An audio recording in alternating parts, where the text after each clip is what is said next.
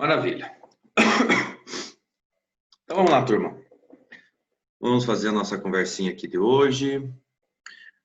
Como nós tínhamos falado lá no grupo, até isso foi uma falha minha de não ter organizado a pauta antes, para vocês também se inteirarem do material, lerem e assim por diante. Mas aqui a gente já começa, então, a dar continuidade mesmo no trabalho com o livro do Jung, que é a terapia do esquema, aquele da capinha branca e laranja. E uma das coisas que eu vou começar falando para vocês, e em todos os encontros eu vou falar a mesma coisa, a leitura do livro e o aprofundamento em outras leituras é imprescindível. É uma das coisas que até acabou rolando uma conversa lá no grupo, acho que essa semana semana anterior, não lembro, a respeito do uso da leitura dos esquemas de um modo mais, talvez mais breve em termos de aprofundamento. Então, talvez mais superficial ou mais razoável. E isso é uma coisa que a gente precisa sempre pôr em pauta, porque a leitura e a compreensão da teoria do esquema é algo que demanda muito estudo, que demanda bastante dedicação da nossa parte e, efetivamente, não é apenas uma leitura do livro que vai nos basear, certo? Então, eu sempre vou pegar nessa parte, né? Esse é o meu lado de professor, eu faço sempre essa insistência também com os meus alunos na universidade, porque a leitura dos textos, a leitura dos livros é essencial para que a gente possa se aprimorar dentro do estudo de terapia de esquema. E claro que a própria terapia de vocês, associada à supervisão, é também fundamental para que a gente possa fazer um bom trabalho e desenvolver uma boa leitura dinâmica dos esquemas. E por que eu falo uma leitura dinâmica? Porque, às vezes, a fala do cliente nos revela um esquema de funcionamento, mas que quando a gente vai efetivamente se aprofundar no estudo desse cliente, na estrutura de personalidade dele, nós descobrimos que aquele esquema mais perceptível ou que fica mais evidente, ele é só uma resposta de enfrentamento, ele não é o esquema nuclear. Então, e esse aprimoramento, né, esse refinamento da perspectiva clínica, da nossa leitura terapêutica, ela se dá com o tempo, se dá com o estudo, se dá com supervisão e se dá com a nossa própria terapia, certo? Por que a nossa terapia é tão importante, assim como em todas as outras abordagens? Porque os nossos conteúdos pessoais também são ativados durante a sessão e esses conteúdos também são convocados na hora que a gente se conecta com o cliente. Entende? Então, o exemplo que eu já dei aqui outras vezes é, por exemplo, o esquema de procrastinação, o conteúdo e o comportamento de procrastinação, que é o característico do esquema de autocontrole e autodisciplina insuficiente, é um esquema que eu particularmente tenho dificuldade de lidar, porque esse esquema ativa o meu padrão inflexível. Então, eu já percebi isso nas primeiras sessões, quando eu fiz terapia com clientes que têm esse funcionamento, e até então, né, por não ter um refinamento desse olhar, eu não entendi o que estava acontecendo.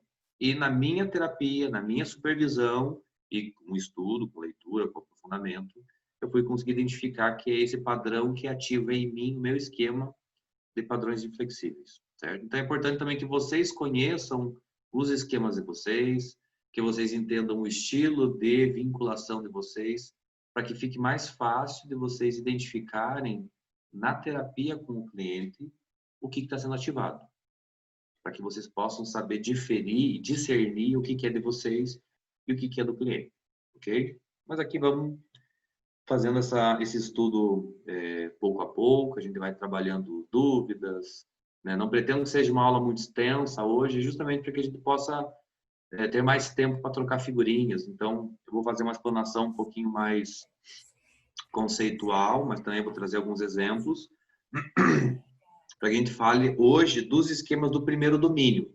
Então, como a Patrícia até mesmo apontou lá no chat do grupo, nós fomos até a página 21 ou 26, não lembro, lá na outra aula, e aqui a gente dá continuidade dentro também do primeiro capítulo, certo? Então, hoje, mais especificamente, a gente vai trabalhar a partir da página 27, que é onde começa o subtópico ali de domínios de esquemas e esquemas desadaptativos remotos, certo? Os EIDs, os esquemas iniciais desadaptativos. Então, eu vou compartilhar uma tela aqui com vocês, que é uma estrutura que eu já tenho organizada para as minhas aulas de terapia de esquema na universidade, que eu vou utilizar o mesmo conteúdo com vocês, porque afinal de contas a teoria é a mesma, e aqui já está mais didático.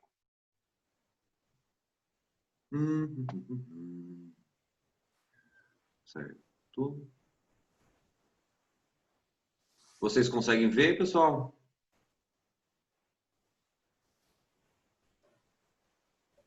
Sim, Matheus, dá para ver. Perfeito. Obrigado, Luana. Então, vamos lá. Aqui,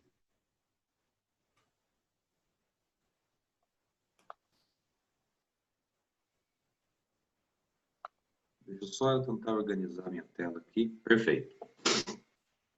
Então, vamos lá. O que aconteceu aqui?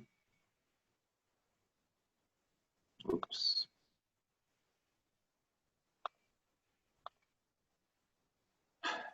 Perfeito. Então, a gente vai começar, para começar a falar sobre os domínios, é importante que a gente fale também sobre as necessidades emocionais, né?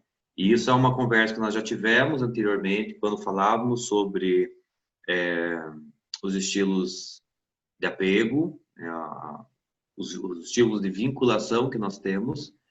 E aqui eu tenho listado nas bolinhas pequenininhas as cinco necessidades emocionais mais essenciais ou as mais centrais. E dentro de cada necessidade emocional nós temos a construção dos esquemas específicos. Então, começamos dizendo que necessidade emocional ou uma necessidades emocionais são demandas psicológicas e emocionais. Aqui faltou colocar e afetivas e emocionais, que elas precisam ser supridas na criança para que ela possa desenvolver esquemas mentais saudáveis, né? E aí nós entramos na pauta sobre os esquemas mentais desadaptativos, que são esses que o livro traz dando maior ênfase, e existem os esquemas mentais saudáveis ou adaptativos, que são aqueles que nós construímos com nossos clientes em terapia, certo?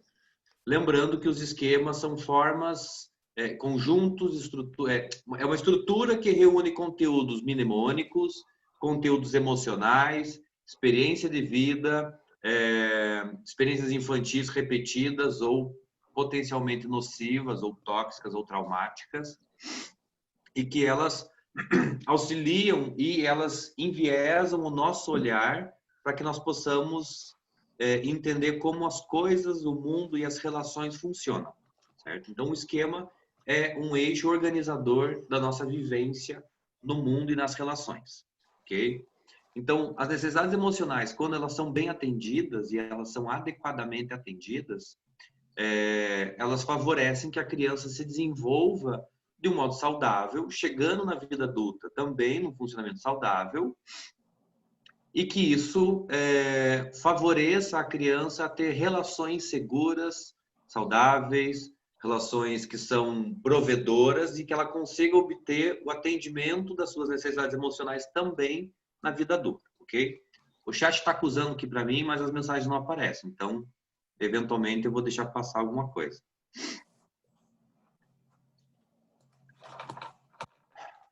Certo. Quando vocês precisarem mandar alguma pergunta, pessoal, ou interromperem, apenas abra o microfone para me avisarem que tem mensagem no chat. Porque aqui, senão, se eu for ficar abrindo o chat toda hora, eu vou perder o ritmo e também perco também a tela aqui dos textos, ok? Então, vamos lá.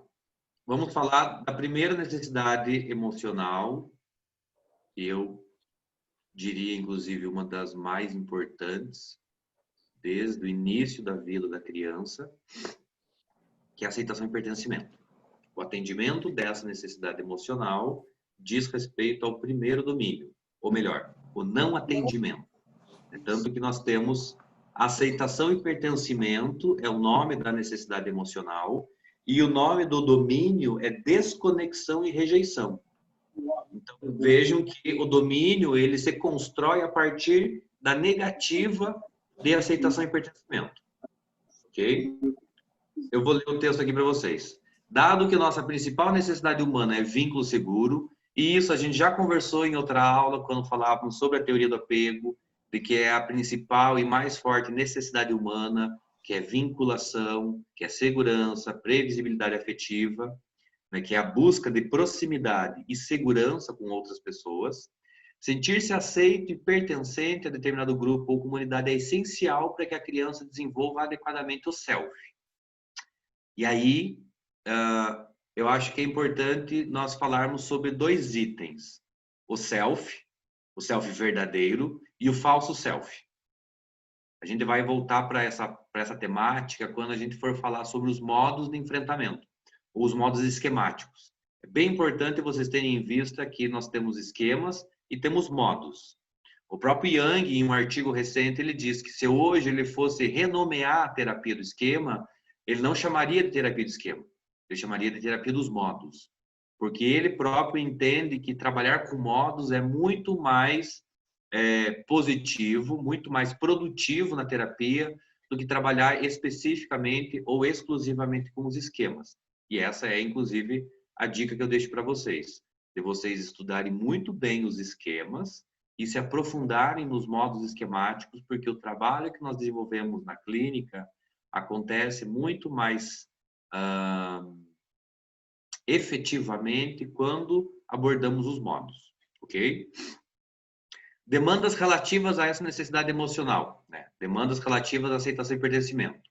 Acolhimento, amparo, segurança, proteção, defesa, apoio, afeto, estabilidade relacional e previsibilidade afetiva. E aqui nós poderíamos colocar outros, mas esses são talvez os mais importantes ou os mais discrepantes quando não são atendidas.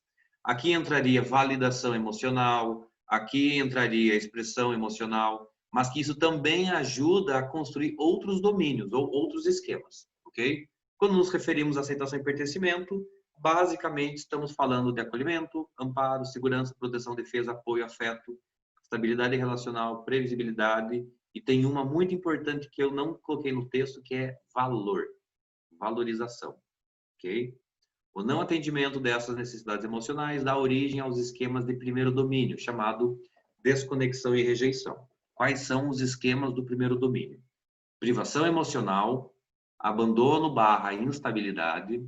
É bem importante vocês se atentarem aos nomes conjugados, nesse caso, abandono e instabilidade, certo? Desconfiança e abuso. Isolamento social. Eu encontrei alguns textos, pessoal. No próprio livro do Weiner, ele fala sobre um 19º esquema, chamado indesejabilidade social, e tem partes do livro ou partes do texto que ele fala que isolamento e indesejabilidade são o mesmo esquema, ou constituições diferentes do mesmo esquema, certo? Então, vocês vão encontrar indesejabilidade social como sendo sinônimo de isolamento, e em outros textos é possível que vocês encontrem como um 19º esquema, ok? E aí temos um 5º esquema desse domínio, que é defectividade, vergonha e impossibilidade de ser amado. Por que esses nomes são importantes, gente? Porque o cliente, às vezes, ele não se percebe como alguém defeituoso. Ele não se percebe como alguém que tem falhas. E isso não é um esquema de arrobo. É bem importante de deixar claro. Talvez seja só baixa autoobservação. Quando o cliente não consegue se perceber como alguém defeituoso ou inferior, ele se vê como alguém que é indigno de ser amado. E aí tem o pulo do gato para quando a gente está falando com o cliente. O que aconteceria se as pessoas realmente descobrissem quem eu sou? E aí a minha resposta seria, as pessoas deixariam de gostar de mim. Pronto, estamos falando de defectividade, certo?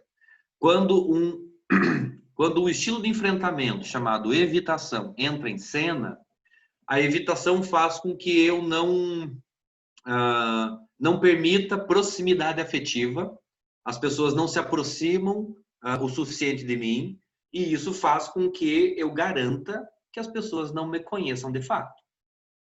Se elas não me conhecerem de fato, então elas não vão me rejeitar. Rejeição e defectividade caminham juntas, ok? Agora, se eu estou trabalhando o meu esquema de defectividade via hipercompensação, e eu vou falar também sobre isso, sobre os 3 estilos de enfrentamento dos 5 esquemas do domínio 1, né, e tentar construir com vocês uma referência sobre como poderia ser esse funcionamento. A hipercompensação da defectividade, ela entra como uma hipercrítica. Para eu não me ver defeituoso ou falho ou inferior, eu aponto a inferioridade do outro. Então, eu acabo me tornando uma pessoa hipercrítica e, geralmente, padrões inflexíveis ou padrões críticos entram em cena como uma hipercompensação da defectividade. Tá?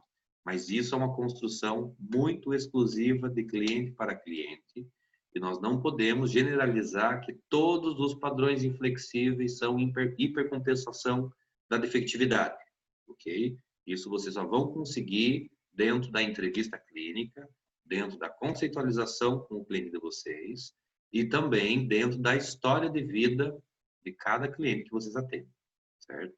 É por isso que é muito importante, vou frisar mais uma vez o tópico do início do nosso encontro. É muito importante que vocês tenham domínio sobre a leitura do que é o primeiro domínio e quais são os esquemas, porque isso vai garantir que vocês tenham rapidez de construir relações durante a sessão com o cliente de vocês. Porque muitas vezes vocês vão fazendo anotações, vocês vão tomar notas durante a sessão a respeito das frases do cliente e na outra sessão vocês voltam já com uma construção esquemática dessa pessoa ou brevemente a conceitualização mais ou menos arranjada. Isso é bom e isso é ruim. É bom porque isso vai ajudar vocês a estruturarem melhor o conteúdo de sessão para sessão, fazendo com que na próxima sessão vocês tenham uma construção e o planejamento do próprio encontro muito mais organizado e vocês muito mais no controle dessa sessão, ok? Mas por que é ruim? Porque às vezes o insight que nós teríamos na hora da conversa com o cliente para poder enfiar uma pergunta, nós perdemos por não termos de antemão uma apropriação de todos os esquemas, certo? Então é nessa parte que eu vou frisar hoje e sempre sobre a importância de vocês se debruçarem no livro, nesse do Jung, do Weiner, de vocês lerem e se aprofundarem na literatura do Bowlby. Se vocês quiserem acrescentar nessa leitura de atendimento emocional e de vínculo, o Winnicott é alguém muito bacana, muito importante também para que a gente possa se aprofundar, estudar e trazer a relação para dentro da terapia de esquema, ok? Oi, o chat. Muito bem, muito bem. Ok, aqui eu vou pular as outras necessidades emocionais, porque não são a pauta da nossa aulinha de hoje, ok? Então agora a gente vai falar dos esquemas. Tendo em vista as necessidades emocionais do primeiro domínio, que se resumem em aceitação e pertencimento, nós temos aqui rapidamente a definição do próprio Jung, que vocês encontram na página 22, do que são esquemas. Os esquemas desadaptativos remotos são padrões emocionais e cognitivos autoderrotistas, iniciados em nosso desenvolvimento desde cedo e repetidos ao longo da vida. Lembram lá sobre os esquemas construírem os vieses interpretativos da nossa vida? É essa parte. É construído na nossa infância e é repetido ao longo da nossa vida. Porque, afinal de contas, é a única maneira que eu aprendi a ver o mundo, é a partir daquela relação que eu tive na infância. Observamos que, segundo essa definição, o comportamento do indivíduo não pertence ao esquema em si. Young teoriza que os comportamentos desadaptativos desenvolvem-se como respostas a um esquema. Portanto, os comportamentos são provocados pelos esquemas, mas não se constituem em parte deles, ok? Isso é fundamental de vocês discernirem na hora em que o cliente está relatando quais condutas ele tem em determinada circunstância. O comportamento que ele tem não faz parte do esquema, ok? Por que isso é importante, gente? Porque, eventualmente, vocês terão 2 clientes que fazem uso de substância psicoativa, por exemplo. 2 pessoas, eu vou tomar 2 exemplos aqui. 2 clientes que fazem uso de cocaína e 2 clientes que fazem uso largo de alimentação, né? A compulsão alimentar, por exemplo. No funcionamento de um desses clientes, a cocaína e o alimento servem de evitação, que são práticas autoestimulantes que dizem respeito ao modo autoestimulante ou, né, que é um subtipo do protetor, ok? Então, o protetor é a característica que nós temos de blindar nossas emoções, de bloquear tudo aquilo que nós sentimos, tanto as coisas boas quanto as coisas ruins. E um tipo de bloqueio emocional é a autoestimulação. Então, eu busco sempre satisfação, busco sempre prazer, para não sentir o desconforto emocional, ok? Então, pessoas que têm algum tipo de um forte esquema do domínio 1, qualquer um dos 5, ou todos os 5, eles terão, ou possivelmente terão, um protetor que faz uso de alguma substância como autoestimulação, ok? Perfeito. Então, vejam que em um determinado cliente, nós temos a cocaína e o alimento servindo de esquiva emocional. Resumindo, esquiva emocional é o nosso protetor, ok? Agora, um outro cliente, e provavelmente esse protetor que faz uso de cocaína e de comida é uma resposta à privação emocional e ao abandono, ok? Geralmente é isso que nós encontramos. Agora, o outro cliente que faz uso de cocaína e de alimento, vejam que são os mesmos comportamentos do cliente anterior, o cliente A e B. O cliente B faz uso desses 2 elementos como uma forma de se autopunir por algo. Então, é uma maneira de se depreciar, de se punir e de se castigar por algo que fez mal feito ou por ser uma má pessoa e assim por diante. Ou seja, nós temos um esquema de defectividade, como sendo um esquema nuclear, e em resposta a esse esquema nós temos uma postura autopunitiva e padrões inflexíveis muito fortes, que significa dizer que os comportamentos, mesmo que sejam iguais ao do cliente A, eles têm uma função diferente, ok? E aí eu vou fazer uma pausa dentro da terapia do esquema para falar rapidamente de análise do comportamento.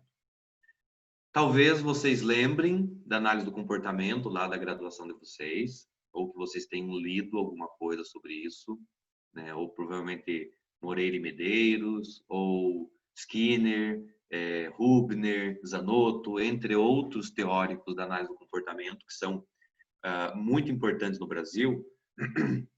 Eles trazem para nós a diferenciação, que é uma diferenciação que o próprio Skinner faz, sobre topografia e função do comportamento, ok?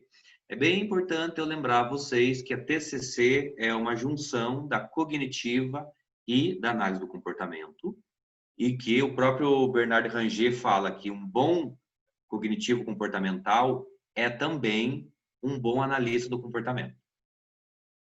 Então, não tem como nós fugirmos de algumas bases epistemológicas, gente. Isso foi a nossa pauta da nossa conversa lá da primeira aula, do primeiro encontro. A epistemologia da TCC e a epistemologia da cognitiva comportamental são similares, né? Embora a terapia de esquema seja um avanço ou um acréscimo de outras epistemologias, ela se baseia, queiramos ou não, na análise do comportamento, né? Por comportamento aprendido, por observação, por aprendizagem vicária, por aprendizagem via regra, por punição e reforçamento e assim por diante, ok? Então, vamos voltar aqui para o comportamento na forma topográfica e na forma funcional. qual é a topografia do comportamento? É aquilo que eu vejo. Ok? O que todos vocês estão vendo agora sou eu falando. Então, essa é a topografia do meu comportamento. O que vocês conseguem ver. O que os olhos físicos conseguem ver. Ok? Agora, só eu sei a função de estar aqui dando aula para vocês sobre terapia de esquema. Ok? Então, isso nós não podemos pressupor, porque, afinal de contas, nós precisamos do cliente para saber a função do próprio comportamento. Óbvio que, às vezes, nem o próprio cliente sabe a função do próprio comportamento. E é aí que vai o nosso trabalho de construção de hipóteses e verificação disso na realidade. Tá? Então, quando nós temos dois comportamentos iguais, não podemos cair na tentação de pressupor que os dois têm a mesma função. Ah, o meu cliente, o João Maria tem o uso de cocaína como uma forma de evitar. E a Maria João faz uso de cocaína, então eu posso dizer que a Maria João também tenta evitar suas emoções? Não. Eu preciso verificar, obviamente, na história dos dois clientes qual é a função do comportamento e qual é a história da aprendizagem desses comportamentos dentro da história do meu cliente. Ok? Isso, uma boa anamnese, uma boa entrevista clínica vai possibilitar vocês estabelecer adequadamente a conceitualização do caso e que vocês consigam visualizar qual é o funcionamento desse cliente. Ok? Uma boa conceitualização, gente, vai garantir a vocês conseguirem antecipar o comportamento do cliente diante de um gatilho. O que eu quero dizer com isso? Se vocês conseguiram fazer uma boa conceitualização do caso e vocês conseguiram identificar o funcionamento do cliente, se eu falasse para vocês, o que o cliente João Maria vai fazer se a Maria João demorar para responder ele no WhatsApp? Uma boa conceitualização de caso garante a vocês, em algum nível de acerto, uma antecipação do comportamento deles, certo? Nesse caso do João Maria. Então, o João Maria, sabendo que tem um esquema de abandono, ele vai provavelmente ter uma crise de ansiedade. Se vocês conseguem antecipar esse comportamento, é porque provavelmente vocês fizeram uma boa conceitualização. Ok? Agora, se vocês me perguntam, o que o fulano vai fazer se X coisa acontecer? E eu digo, ainda não sei, é porque, obviamente, eu ainda estou explorando a construção desse cliente para entender como ele é em termos de funcionamento e personalidade, consequentemente, o funcionamento dele enquanto esquemas e ativação esquemática. Ok? Então, sigamos por aqui. Tendo entendido o que é um esquema, seguimos para os esquemas. Veja que aqui nós temos os elementos constituintes dos esquemas. Eu não lembro se eu já passei isso aqui para vocês, mas é importante porque como a gente vai entrar agora nos esquemas do domínio 1, uma revisãozinha disso sempre vale a pena. Posso fazer outra sopinha para você? Oi? Mas... Não. Não ouvi, não entendi.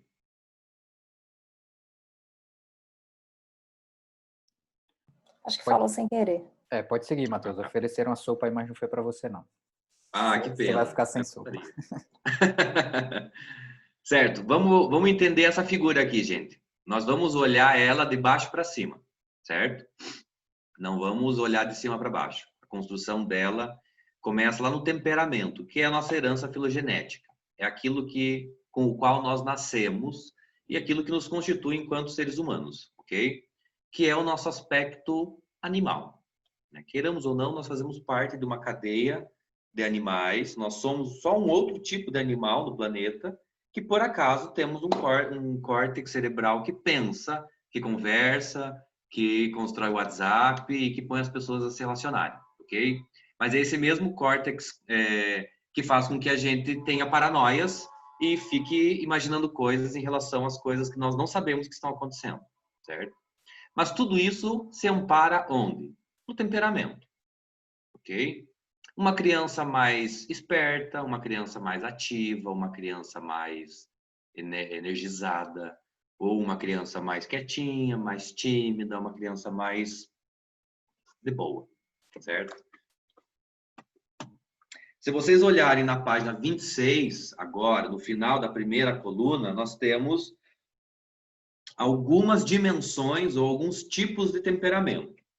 Nós temos alguém lábil e alguém não reativo, ou seja, alguém hipersensível às ativações emocionais e alguém que não reage tão facilmente, que é o não reativo, certo? Nós temos alguém distímico e alguém otimista, como sendo os dois extremos da mesma régua, ok?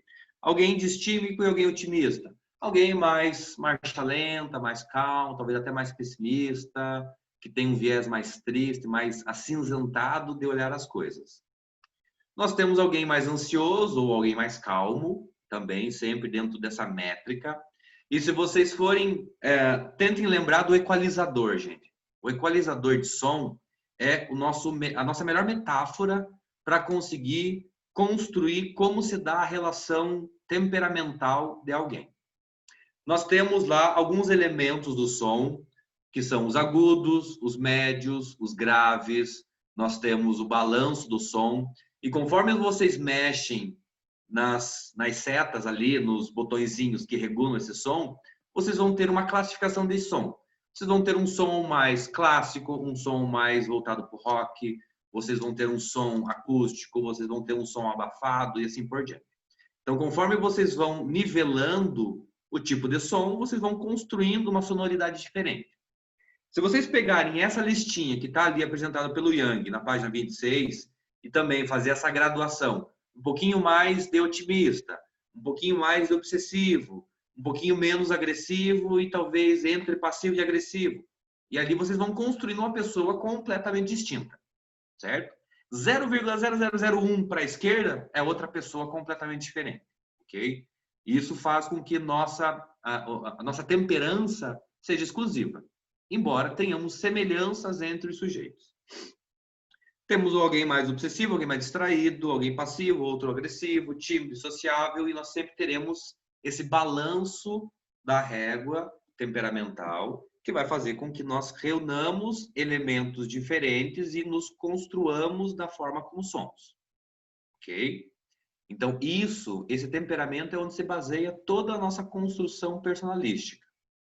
Certo? Lembrando que personalidade é igual a temperamento mais caráter. Temperamento é o meu aspecto biológico, caráter é o meu aspecto social, aquilo que eu aprendi no mundo, e a reunião disso tudo gera meu temperamento, a minha personalidade, ok? O temperamento, quando nós nascemos com especificidades das nossas necessidades emocionais básicas. O que eu quero dizer com isso? Eu vou pegar como exemplo aqui as 4 figurinhas que estão aparecendo para mim. Eu, no topo da listinha aqui que estou falando, a Patrícia abaixo, o Marcos abaixo e a Cleusa. Nós 4 temos temperamentos diferentes. E somente por isso, as nossas necessidades emocionais também são diferentes. O que eu quero dizer com isso? Embora eu, a Patrícia, o Marcos e a Cleusa necessitamos de acolhimento, amparo, segurança, afeto, valorização e todas as outras necessidades emocionais, a proporção em que cada um de nós necessita disso é diferente. Dou um exemplo. E aqui eu vou pegar muito de forma hipotética e aleatória para cada uma dessas pessoas aqui. Eu, Mateus, tenho como maior proporção de necessidade a necessidade emocional chamada cuidado. Ok? Então, essa entre atenção, amparo, acolhimento e validação, essa é a que eu mais preciso. Então, quanto mais cuidado eu sou, mais saudável eu me torno. Ok? Numa relação é isso que vai me enganchar a outra pessoa. Agora, vamos pensar que a Patrícia necessita de menos cuidado e mais valorização. Ok, essa é a Patrícia. O Marcos é alguém que precisa de menos valorização, menos cuidado e mais autonomia. Esse é o Marcos.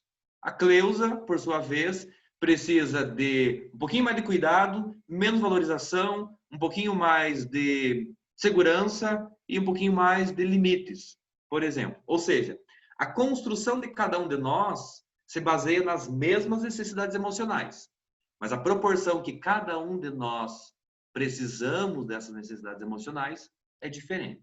ok? Exemplo tosco e simples para isso. Existem algumas pessoas que gostam mais de café do que leite. Outras pessoas, aliás, dentro da xícara, né, do café com leite, algumas pessoas preferem mais café do que a proporção de leite. Outras preferem mais leite do que café na xícara. Tem algumas pessoas que não tomam café e preferem só o leite. E tem algumas pessoas que não tomam leite e preferem só o café preto. Ok? Então, isso é uma boa comparação das necessidades emocionais para cada um de nós. Ok? Temos o temperamento, que define as nossas necessidades emocionais, somado às influências dos cuidadores, né? Pegando aqui na setinha da esquerda, que são os estilos parentais. Um pai ou uma mãe mais autoritária, mais negligente, mais permissiva ou mais autoritativa, e aqui eu estou pegando basicamente os estilos de liderança dos pais, os estilos educativos. Quem tiver curiosidade também se aprofundar nessa leitura, tem os livros da Lídia Weber, que é professora aqui na Federal do Paraná, no mestrado de educação e, se eu não me engano, no doutorado de educação também. Ela trabalha bastante os estilos parentais e isso nos ajuda a entender como que esses pais se conectam com esses filhos, ok? Então, as influências dos cuidadores, somado às necessidades emocionais, somadas às experiências continuadas. Quem são essas experiências, afinal de contas? Traumáticas e ou positivas. Vou pegar 2 exemplos. Uma criança que sempre recebeu todos os presentes que pediu. Mãe, eu vi um brinquedo na televisão, eu quero. Tá bom, filha, eu vou comprar. Mãe, eu vi um dinossauro na televisão. Tá bom, filha, eu vou comprar o dinossauro para você. Mãe, eu vi um foguete. Eu vou comprar o foguete para você. E do lado oposto, nós temos a mãe que não dá nada para o filho, porque, afinal de contas, ele não precisa de um dinossauro, não precisa de um foguete, não precisa do brinquedo, não precisa de uma roupa nova. Ou seja, nós temos extremos da mesma situação, em que tanto um quanto o outro pode ser traumática, pode ser nociva, o que não significa que seja traumática, ok? Superproteção é traumático? Claro que não é, mas é nocivo, ok? Uma criança que nunca experimenta frustração é traumático? Não é, mas é nocivo, ok? Da mesma maneira que experiências positivas também ajudam a construir nossos esquemas. Se vocês olharem agora a seta que sobe, está escrito esquemas iniciais, entre parênteses, desadaptativos ou adaptativos. Então, uma criança que sempre tem os pais por perto, que atendem adequadamente, que dão limites, que dão autonomia, que deixam a criança brincar e se machucar, e quando isso acontece, atendem a criança, são experiências positivas de atendimento das necessidades emocionais da criança que constroem esquemas adaptativos, ok? Nós não somos a reunião somente e tão somente de esquemas desadaptativos. Mas é óbvio que são os esquemas desadaptativos que geram problemas. Coisa, né, óbvia que nós não precisamos nem debater sobre isso. Nós não levamos o nosso carro em perfeitas condições no mecânico. A gente leva na revisão, porque é diferente. E aí nós temos 2 tipos de terapia. Nós temos o acompanhamento ou aconselhamento e nós temos a psicoterapia. E aí vai diferir muito do estilo de vocês de fazer uma coisa e outra, ok? Eu sempre começo com os meus clientes fazendo psicoterapia. E quando eu inicio o processo de alta, ou, né, vocês vão ver também o termo follow-up, eu entro no aconselhamento e no acompanhamento. Geralmente eu passo da psicoterapia para o aconselhamento, da psicoterapia para o acompanhamento, do acompanhamento para o aconselhamento. É diferente, cada estilo de terapia é diferente e vocês que decidem o que vocês fazem, ok? Então, veja, nós temos um temperamento que é a base. Vamos pensar aqui. Aqui é o temperamento, aqui na minha mão nós temos as influências dos cuidadores, nós temos as experiências continuadas, traumáticas, as positivas, nós temos os esquemas desadaptativos e os esquemas adaptativos, ok? Temos tudo isso numa base chamada temperamento. Tudo isso vai me ajudar a construir estilos de enfrentamento adaptativos e estilos de enfrentamento desadaptativos. Os estilos de enfrentamento adaptativos, elas geram reforço. Ou seja, se eu quero fazer xixi, eu peço para minha mãe: mãe, eu quero fazer xixi. É bem provável que a minha mãe, naquele momento, vai me levar no banheiro e eu vou fazer xixi. E eu aprendi que toda vez que eu peço, minha mãe me atende e me leva no banheiro. Ou seja, o meu comportamento foi reforçado. Aumenta a probabilidade de ocorrência do comportamento em função de um comportamento que foi reforçado pela conduta da mãe de ter me levado ao banheiro. Perfeito. Agora, se a minha mãe não me atende e ela não me leva no banheiro e ela diz: pare, Pia, agora não é hora, se acomode, segure e assim por diante, isso vai gerar sintomas, né? E aqui eu estou falando basicamente de um sintoma fisiológico. Eu vou ter provavelmente uma incontinência urinária, eu posso ter enurese, eu posso ter algum tipo de problema no canal eferente e assim por diante, ok? Na uretra e assim por diante. Então, nós temos sintomas que são, obviamente, acontecimentos oriundos dos estilos de enfrentamento desadaptativos que revelam alguma coisa que está funcionando mal lá para baixo. E os estilos de enfrentamento adaptativos que são, obviamente, sempre reforçados porque são adaptativos e nós não temos muito o que fazer em relação a isso porque ele já é saudável por natureza. Ok? Até aqui, pessoal. Alguma pergunta, alguma dúvida, algum comentário? Querem que eu repita? Tá ok? Como é que tá para vocês? Não, tá tranquilo. Ô, Matheus, só com relação a temperamento, eu tinha lido alguma coisa que era imutável, não é, né? O temperamento é estável ao longo da vida. Porque, por exemplo, sei lá, de repente uma criança que é mais tímida, mas é mais exposta a situações, a situações que ela não pode ficar mais sociável ao longo da vida? Pode, pode, mas a sociabilidade dela sempre estará apoiada na timidez. Entende? Essa pessoa, por exemplo, terá muito mais dificuldade em se tornar uma apresentadora de programa de televisão. Uhum. Entende? Diferente de uma criança que já nasce extrovertida, dada ao social, que ser estimulada a ser mais sociável, ela provavelmente vai se tornar uma pessoa de palco. Ou, por exemplo, uma criança que sempre foi calma e aí, de repente, ou era calma ou distraída e foi colocada em situações mais traumáticas na fase adulta, por exemplo. Ela não pode vir a se tornar obsessiva, por exemplo? Pode, mas aí é uma resposta ao temperamento. Entende? Porque, por exemplo, o temperamento é a base. Como que eu vou te explicar isso? Tenta imaginar, vamos imaginar a seguinte combinação de cores. Se você pega o amarelo e você coloca o azul, que cor que resulta dali? Eu acho que é roxo. Verde. Verde. Foi longe agora. Certo? Uhum. O amarelo é o temperamento, o azul é o evento que Não, acontece entendi, ficou claro. Uhum. resulta no verde. Mas o amarelo continua lá. Exatamente. Tanto não só continua lá, como é ele quem determinou o resultante verde. Uhum. Agora vamos tirar o amarelo e vamos pôr vermelho. Vermelho e azul. Que cor que resulta? É roxo. Roxo ou púrpura, dependendo da quantidade de azul. Entende? O evento é o mesmo para o temperamento amarelo e para o temperamento vermelho. O resultante é dependente do temperamento. Uhum. Entende? Claro. Então, por exemplo, vamos pegar nós dois aqui como exemplo. Você precisa de muito mais atenção e eu preciso de muito mais autonomia. Uhum.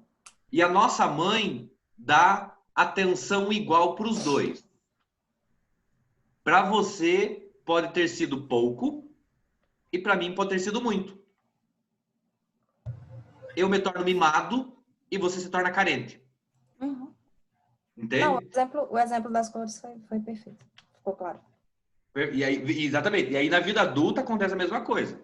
Né? Toda essa construção que ela é infantil e que ela é temperamental e que ela é experiencial vai determinar se uma pessoa vai deprimir ou se ela vai reagir. Uhum. Certo? Beleza, obrigada. Mais alguma dúvida, pessoal?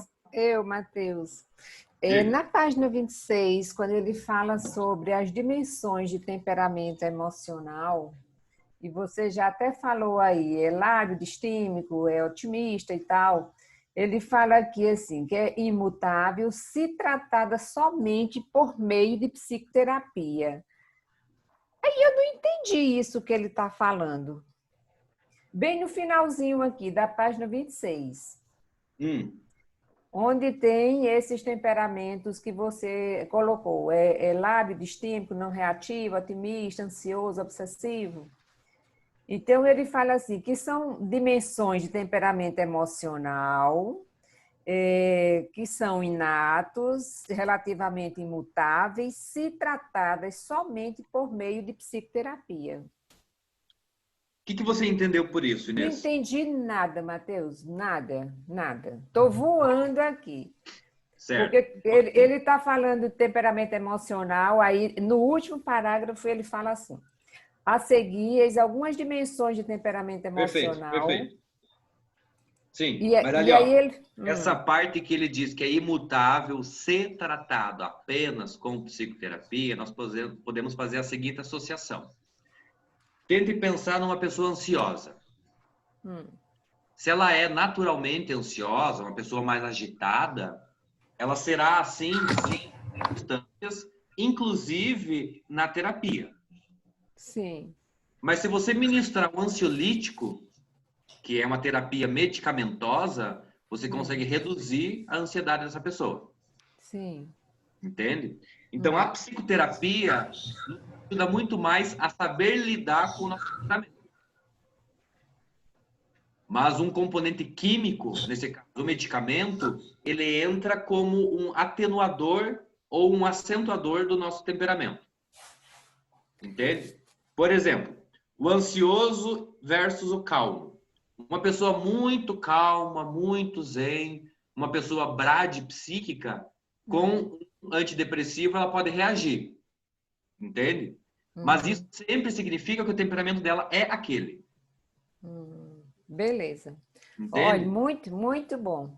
Nós aprendemos a lidar com o esquema. Com o temperamento. A gente aprende a utilizá-lo a nosso favor. Mas ele sempre vai ser o que ele é. Valeu demais. Muito Certo? obrigada. Valeu. Deixa eu ver se surgiu aqui alguma coisa no chat.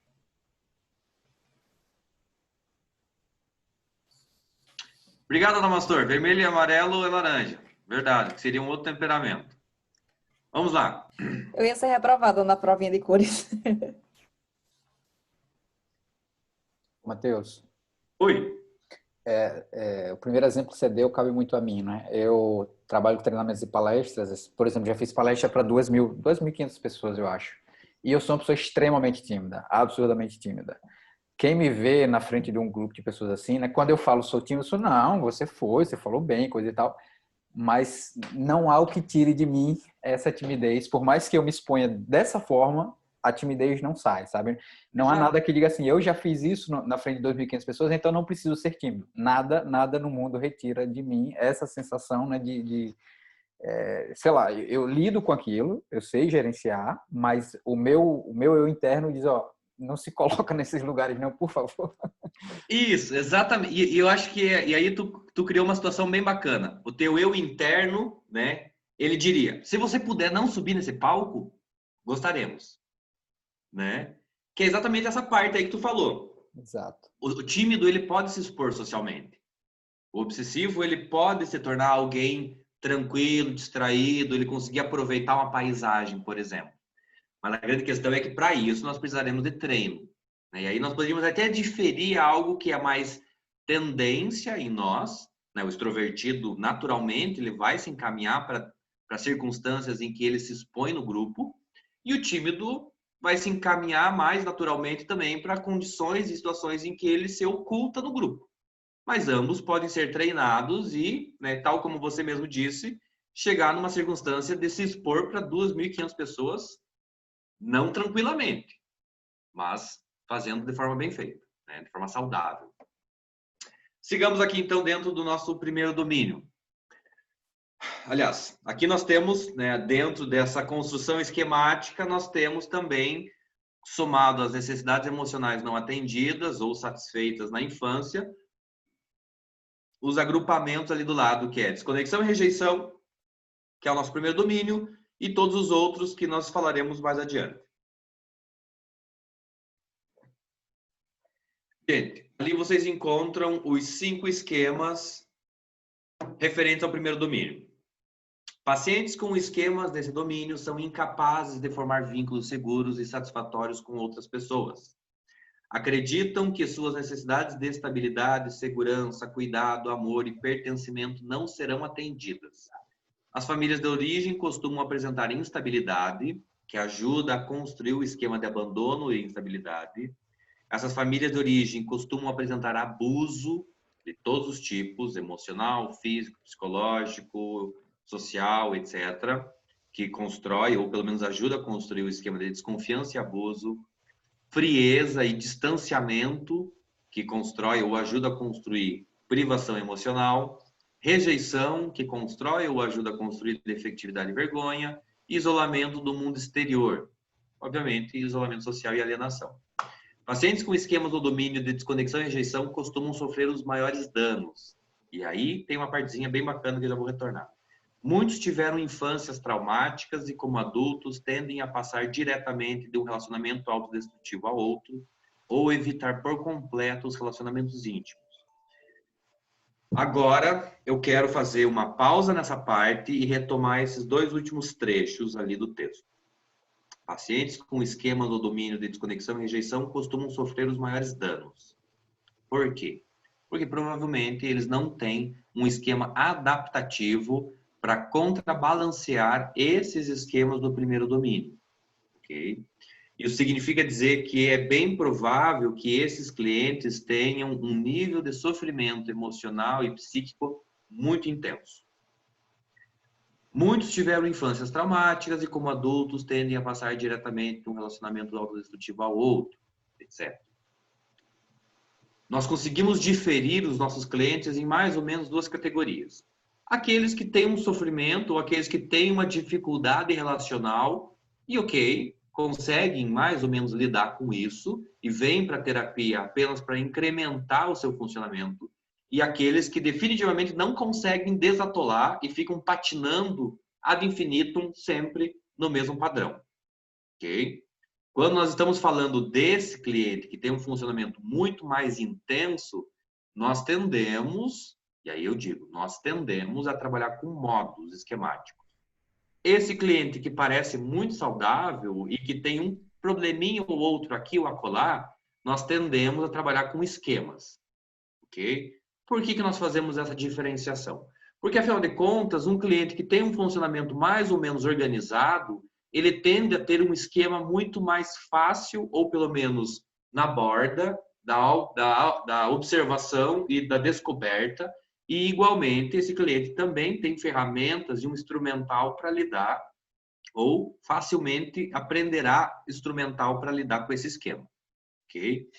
Quando a gente trabalha com modos em clientes que têm um funcionamento muito dramático, um funcionamento muito desorganizado, é porque os modos são essas ativações internas que acontecem na forma de combo.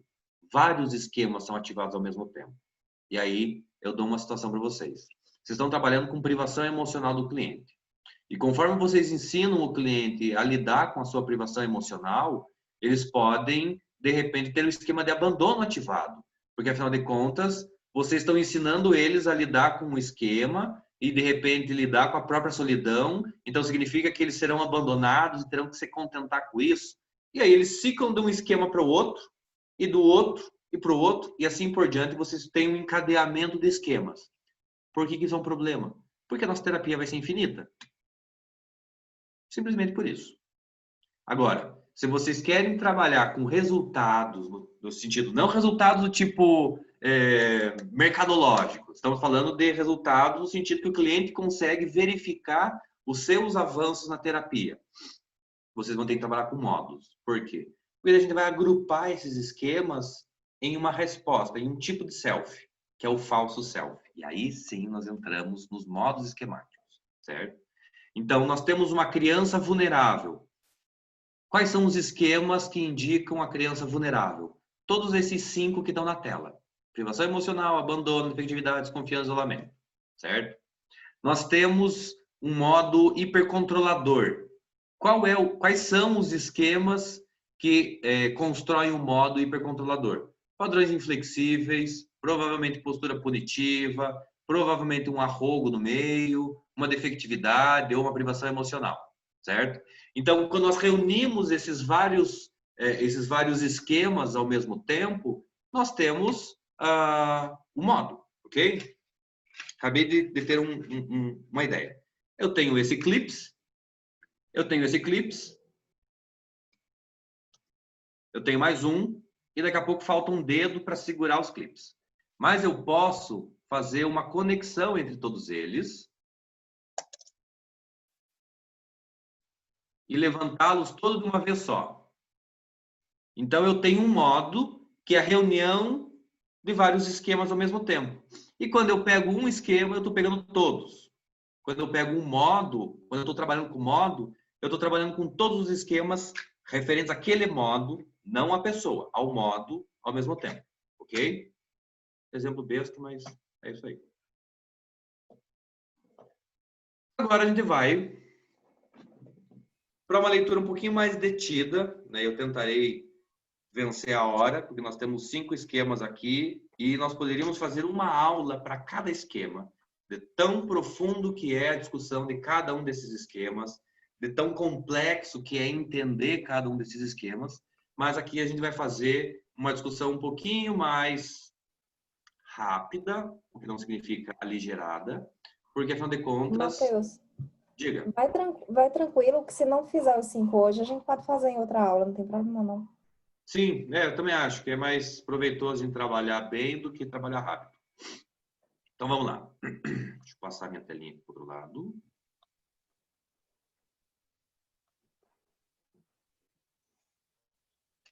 Então vamos lá. Privação emocional. Esse esquema refere-se à crença de que as necessidades emocionais primárias nunca serão atendidas pelos outros. Essas necessidades incluem carinho, empatia, afeição, proteção, orientação e interesse por parte dos outros. É comum os pais privarem a criança emocionalmente. As 3 formas mais importantes de privação são privação de cuidado, de empatia e privação de proteção. Vou dar uma pausa nessa parte e eu quero conversar um pouquinho com vocês. Quais são as frases que os clientes dizem para vocês que fazem vocês pensarem em privação emocional?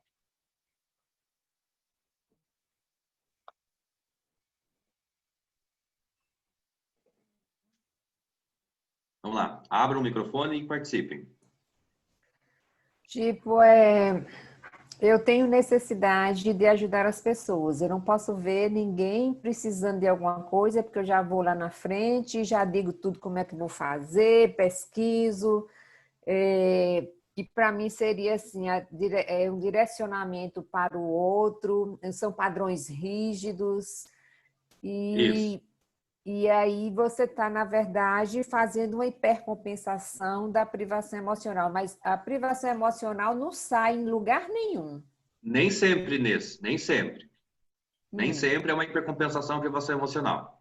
O autossacrifício pode ser justamente uma evitação ou uma resignação, inclusive a outros esquemas. Então, aí, o teu exemplo ele fala muito mais sobre o autossacrifício. Sim. Mas tenta pensar comigo, frases que os clientes falam que sugerem, o que não significa dizer que ele está falando do esquema de privação emocional, mas que sugere que ele esteja funcionando no esquema de privação emocional. Matheus, seria quando o paciente diz que ele não precisa de ninguém, que ele dá conta? Também. Mas aí também ele está falando sobre padrões inflexíveis, por exemplo. Mas aí também, aí você já consegue se aproximar de privação emocional. Diga, Patrícia. Eu tenho uma paciente essa semana que comentou, por exemplo, que para a mãe dela ela foi um fardo pela idade que nasceu, não sei o que a mãe dela nunca conseguiu aceitá-la por isso. Já indica isso também, né? Sim, isso aí já indica também uma certa defectividade, uma certa privação emocional e um certo abandono. Mas, por exemplo, eu tenho alguns clientes e algumas frases que são assim, tipo chavões da privação emocional. Quando o cliente repetidas vezes diz para mim, você está me entendendo? Ele está pedindo compreensão.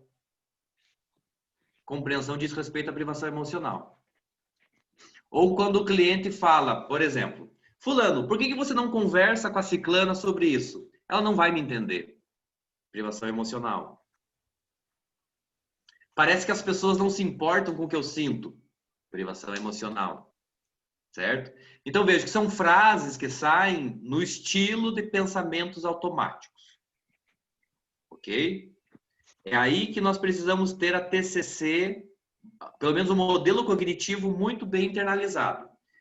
Crença, pressupostos e pensamentos automáticos.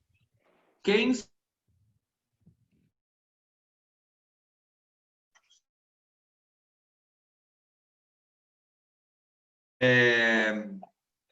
parece que ninguém me entende, ou quando ele pergunta para mim se eu estou entendendo, quando ele fala,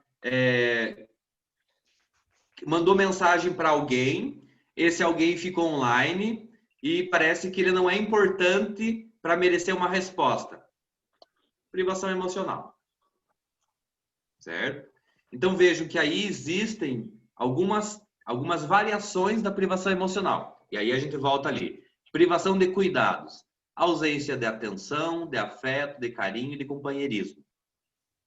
Na ausência de empatia, quando o cliente pergunta se eu estou entendendo ele, ou ele diz para mim, você tem filhos? Ou você já teve a doença tal? Você consegue me entender? É porque ele acredita que eu preciso ter passado pela experiência para poder entender ele. Porque originalmente ele acredita que as pessoas não conseguem entendê-lo ou entendê-la. Certo?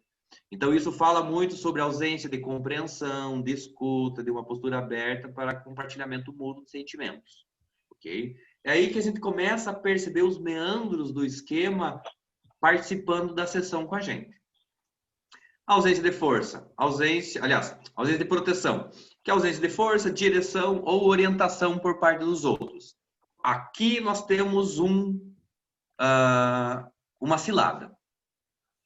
Por que uma cilada, gente? Porque, por exemplo, eu falo para 2 clientes fazerem a receita de um bolo. Um deles, eu falo para 2 clientes fazerem a receita de um bolo. E os 2 dizem que não vão conseguir fazer. Um deles pode ser fracasso e o outro pode ser privação emocional. Como que eu vou saber qual que é qual?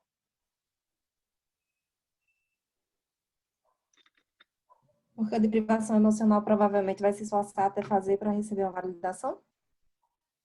Boa. E o fracasso? Ele vai errar o bolo para confirmar o esquema dele. Mas isso de privação emocional também não souber fazer o bolo e errar.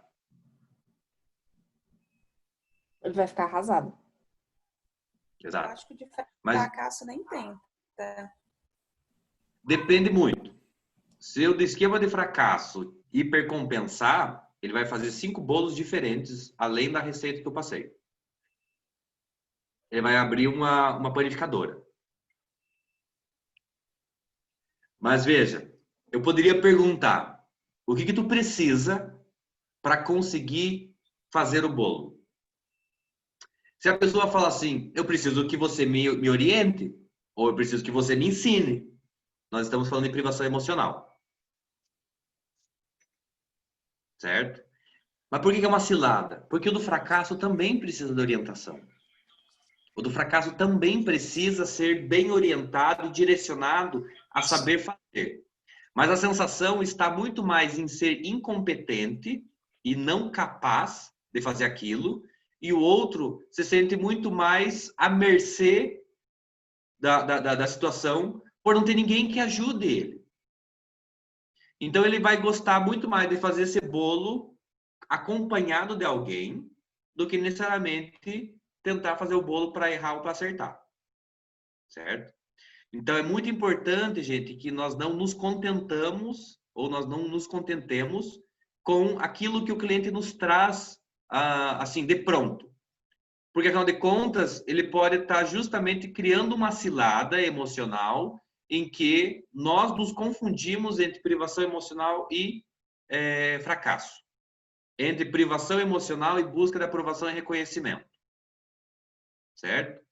Se ele quer que, por exemplo, as pessoas aplaudam ele, ou que pelo menos validem o bolo que ele fez, é busca de aprovação e reconhecimento? Sim. Mas ele fez o bolo exclusivamente para ser reconhecido e aplaudido? Não. Então é privação emocional. Certo? Eis a diferença. Eu faço o bolo para ser reconhecido publicamente, vejam o bolo que eu fiz, experimentem o bolo que eu fiz e me aplaudam pelo bolo que eu fiz. Ou eu só queria que alguém dissesse, nossa, que bolo gostoso, muito bom. Uma única pessoa fizesse isso, já me sentiria atendido. Certo? Por isso que eu vou voltar a falar de novo no mesmo tópico. Vocês precisam investigar, investigar e investigar a história de construção do esquema. Porque assim vocês vão conseguir identificar quem é o esquema primário, secundário, terciário, os estilos de enfrentamento, quais são os pensamentos automáticos, quais são as hipóteses catastróficas, etc, etc, etc. Ok?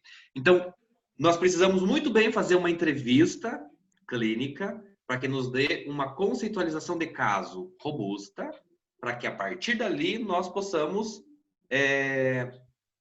construir nossa intervenção. E aí tá a lascada.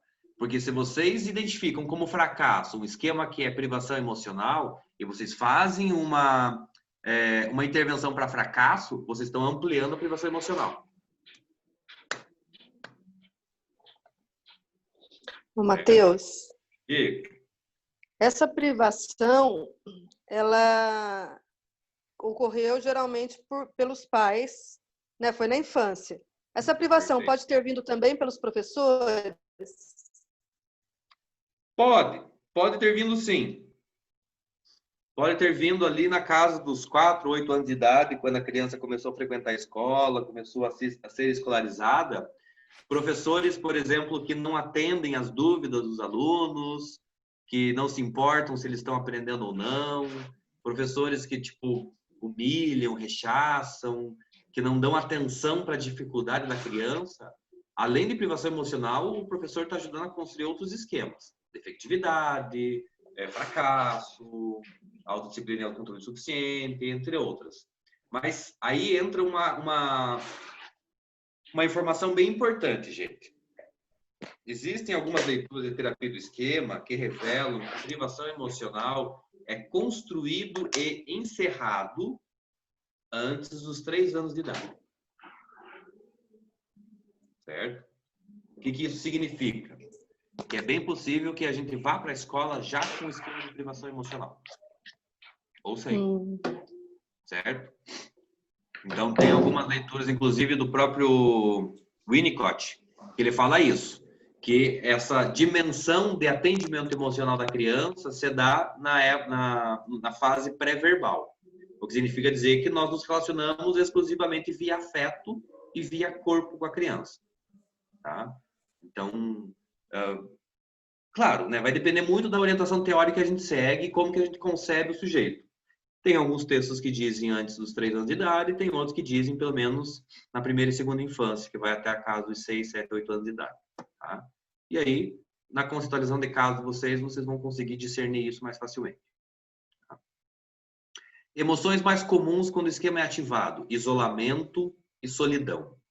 E aí vocês poderiam cair justamente na cilada de achar que isolamento é isolamento social e solidão é abandono. Tá? É bem importante que nós tenhamos claro também que as nossas emoções têm um fundo funcional. Uma emoção comum na privação emocional, quando ela é ativada, gente, é a raiva. Por que a raiva? Por que vocês acham que a raiva é um esquema comum da privação emocional?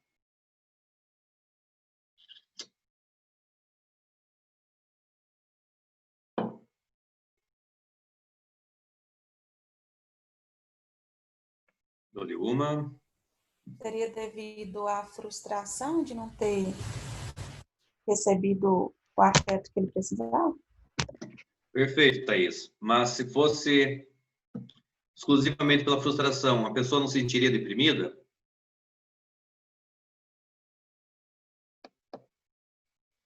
Ou frustrada? Mas tu foi no caminho. Essa é a tua fala, é a metade da explicação.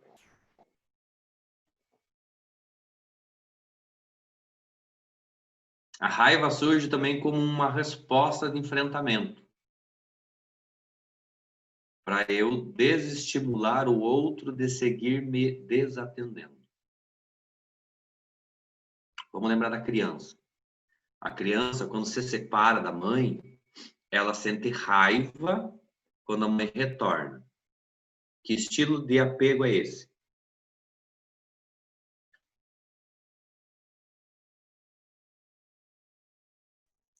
Evitativo?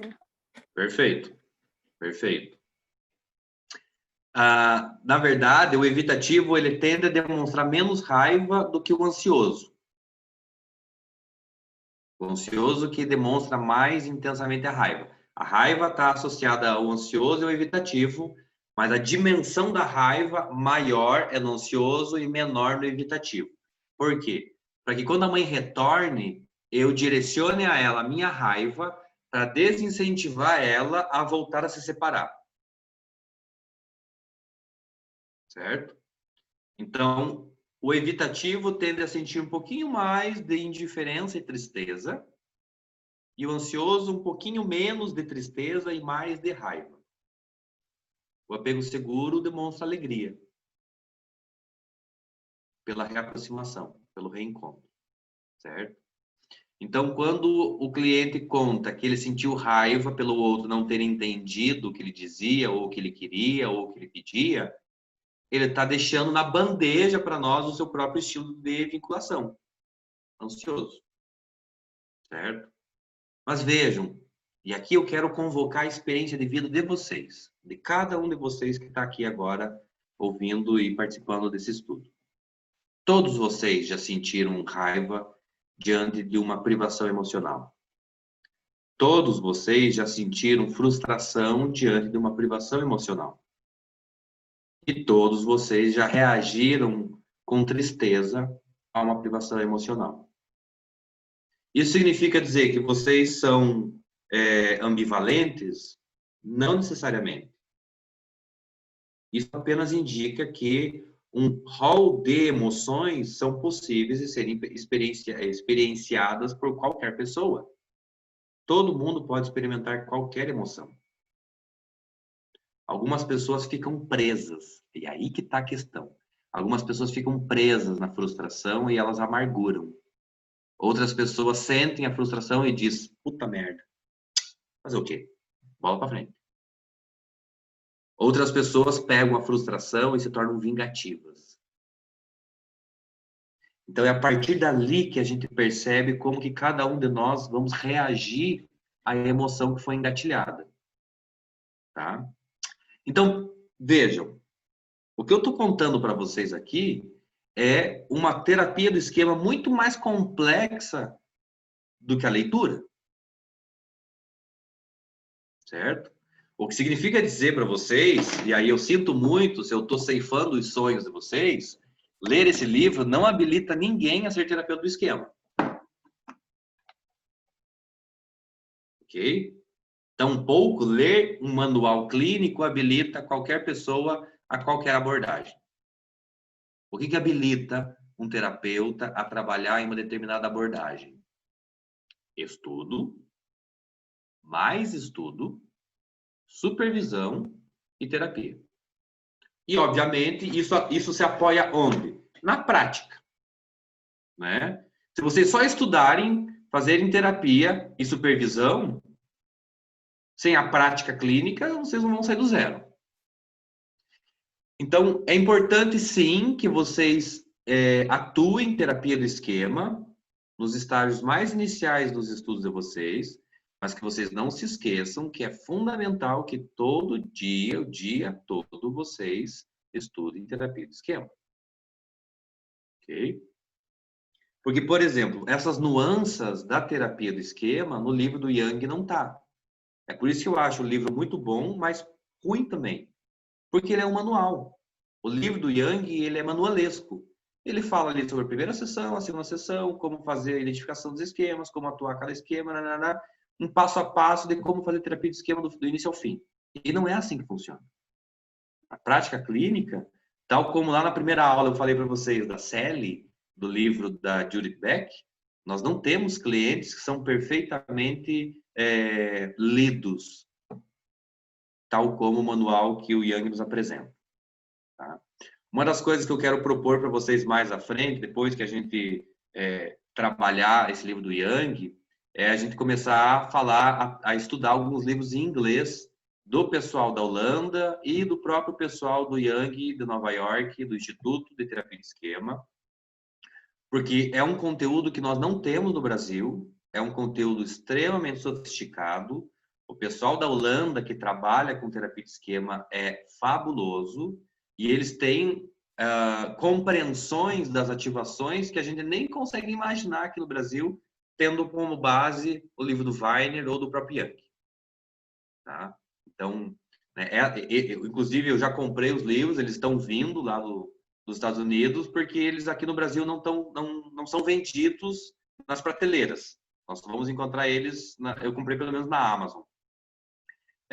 E eu quero começar a fazer esse estudo e trazer para vocês justamente essa complexificação da terapia de esquema, visto por outros estudos muito mais complexos, por estudos cientificamente robustos, por métodos científicos que sejam cada vez mais fidedignos, que nos garantam uma apropriação teórica que nos ampare e nos dê respaldo teórico e prático na clínica, certo? Né? Porque assim, o que tinha de material em português aqui no Brasil eu já li, exceto alguns artigos das revistas que eu ainda não li, da Revista Brasileira de Terapia Cognitiva, a RBTC, e agora o próximo nível é partir para as leituras internacionais, que é justamente o lugar que está o grosso da teoria do esquema. O que veio traduzido para nós, gente, e aí, de novo, esse livro não comporta. Não tem nem 400 páginas. Né? O do Weiner tem menos ainda. O que que significa? São livros de apresentação. É só a apresentação que nós temos lá. Vou fazer isso. Vou ler o livro e daqui a gente trabalha ele. E é essa parte que vai para mim também, complementando, porque daí vocês trazem dúvidas que às vezes eu não sei responder, daí eu vou atrás, eu aprendo, a gente aprende junto. E é ali que a gente vai crescendo enquanto terapeutas, especificamente terapeutas do esquema. Ok? Então, voltando aqui para a privação emocional. Nós temos uma complexidade muito grande, especialmente porque o esquema nunca vem sozinho. Ele vem conectado num abandono, ele vem conectado numa defectividade, ele vem conectado numa subjugação, num autossacrifício, num padrão inflexível, numa busca de aprovação e reconhecimento. Ele vem conectado numa infinidade de outros esquemas que, tal como o exemplo que a gente usou agora anteriormente sobre as cores, se vocês têm um amarelo e colocam um azul e uma gotinha de vermelho, já é outra cor. Ou seja, se vocês têm um abandono com privação emocional e uma gotinha de defectividade, é outro funcionamento, é outra pessoa, é outra leitura que demanda de vocês um reinício do estudo com essa pessoa. Certo? Da mesma maneira, se vocês têm privação emocional como esquema nuclear e um abandono como resposta, não é o mesmo funcionamento se vocês têm um abandono como nuclear e privação emocional como resposta. É outra coisa. É totalmente diferente. E é por isso que a gente precisa entender qual esquema determina qual. Ok?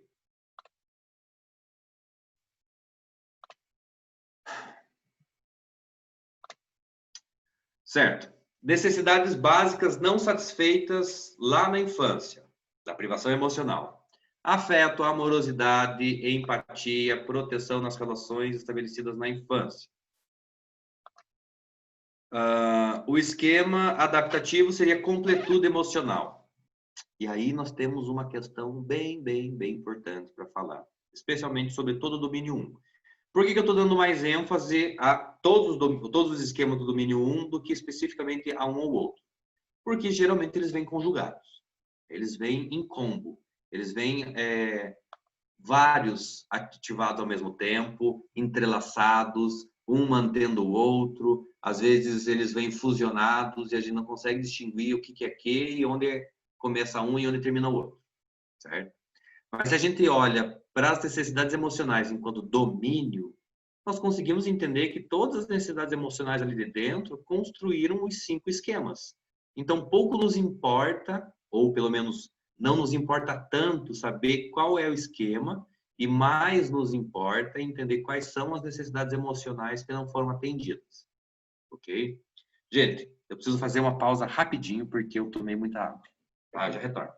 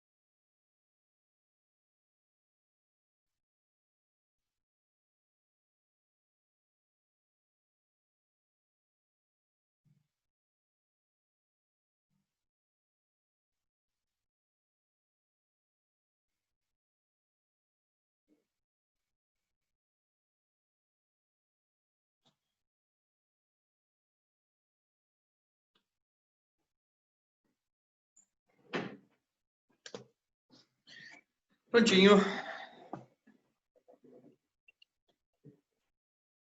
Vamos lá. Estávamos falando sobre o arranjo das necessidades emocionais, né, e a leitura dos esquemas. Por que eu falo, gente, para vocês que é mais importante nós entendermos as necessidades emocionais por trás do esquema do que o esquema em si? Porque muito do nosso trabalho na clínica, com o cliente, durante a terapia, consiste em fazer reparações emocionais que são condizentes com as suas ausências da infância, certo? Então, me importa muito mais acolher e compreender o meu cliente do que, nomeadamente, reparar o esquema de privação emocional, embora eu esteja fazendo a mesma coisa. Entendem? Quando o meu cliente demonstra que ele não se sente compreendido e que a necessidade dele com a sua família, por exemplo, é de compreensão, e eu demonstro compreendê-lo ou compreendê-la durante a sessão, eu estou fazendo reparação parental limitada, certo? Reparação emocional. Depois, eu posso perguntar para o meu cliente, como tu se sentiu quando eu falei XYZ? Eu senti que tu me entendeu. Senti que você compreendeu o que eu estava sentindo. Aí sim, nessa parte, eu posso entrar com um aspecto psicoeducativo. Então tá. Então vamos dar nome aos bois agora, que é como eu sempre falo. Quando a tua mãe faz X, Y, Z, você se sente com raiva, você se sente frustrada por ela não ter te entendida, e você sente uma diversidade de emoções, né? Verdade. Então, quando a tua mãe faz isso, ela ativa o teu esquema de privação emocional. Quando eu, aqui na sessão, entendi e compreendi os teus sentimentos, o que que eu fiz? Eu reparei o teu esquema de privação emocional. Eu consegui dar a você o que você precisava naquele momento. Ou seja, o teu esquema desativou e você experimentou completude emocional. Ou seja, o que faltava não falta mais e você fechou a Gestalt. Você fechou o combo de necessidades, certo? É isso. Ou seja, eu trabalho o aspecto real com o cliente para depois fazer a psicoeducação com ele e não o contrário. Eu não faço psicoeducação para depois trabalhar a realidade. Porque a realidade não precisa de nomes e conceitos teóricos para acontecer, gente. A realidade só acontece. Certo? Então, quando eu atendo emocionalmente o meu cliente, importa que eu saiba qual é o esquema que está ativado. Só depois que eu vou contar para ele qual o esquema que foi ativado nele. Certo? Então, de novo, é muito importante que vocês tenham estabelecido de uma forma mais ou menos automática na cabecinha linda, maravilhosa de vocês, quais são as necessidades emocionais do domínio 1. Certo? Vamos voltar para poder relembrar essa parte.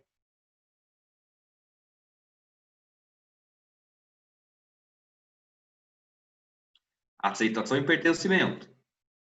Acolhimento, amparo, segurança, proteção, defesa, apoio, afeto, estabilidade relacional, previsibilidade afetiva. E eu vou complementar com a lista que eu mandei para vocês, essa aqui, lá no grupo.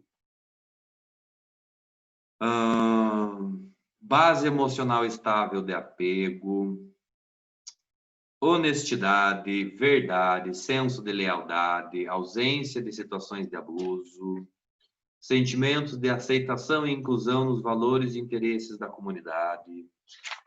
O que mais? Aceitação amorosa incondicional dos cuidadores, encorajamento para compartilhar áreas de conflito pessoal e garantia de confidencialidade, ausência de criticismo e rejeição. Ou seja, essas necessidades emocionais, quando não atendidas, geram os esquemas do primeiro domínio, que diz respeito ao esquema, ao domínio de desconexão e rejeição, certo?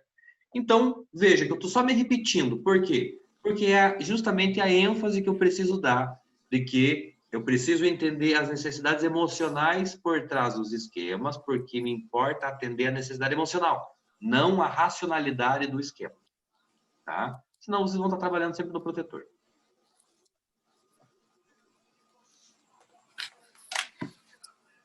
Dúvidas, turma? Perguntas?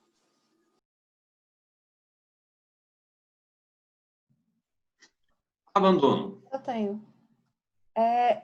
Você comentou que faz a psicoeducação lá na frente, por exemplo, quando você identifica os esquemas, você passa para o cliente? Não. Quais são os esquemas dele? Não. Não na hora. Entende? O que eu faço? Eu faço o questionário.